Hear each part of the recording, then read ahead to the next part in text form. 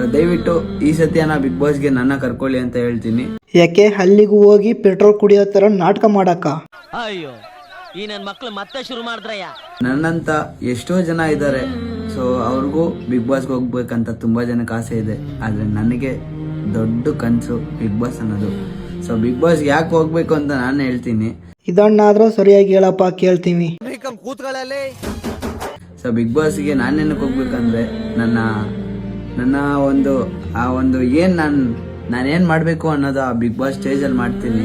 ಇನ್ಸ್ಟಾಗ್ರಾಮ್ಲಿ ನೀನ್ ರೋದ್ನೆ ತಡೆಯಕ್ ಆಗ್ತಿಲ್ಲ, ಇನ್ನು ಬಿಗ್ ಬಾಸ್ ನೋಡ್ಬೇಕಾ?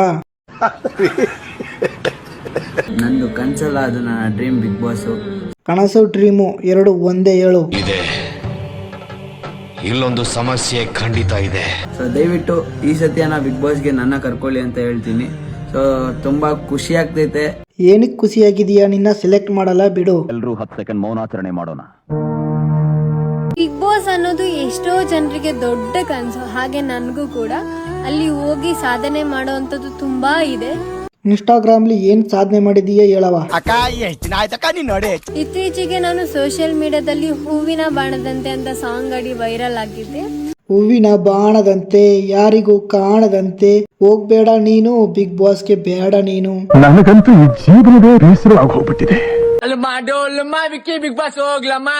ಡೋಲುಮ ಬಿಗ್ ಬಾಸ್ಗೆ ನೀನು ಹೋಗಲ್ಲಮ್ಮ. ಬಿಗ್ ಬಾಸ್ ಹೋಗೋದ್ಮೇಲೆ ವಿನ್ನರ್ ಆಗ್ಲಮ್ಮ. ನೀನು ಫಸ್ಟ್ ಸೆಲೆಕ್ಟ್ ಆಗಮ್ಮ. ಇದು ಆಕ್ಚುಲಿ ಚೆನ್ನಾಗಿರೋ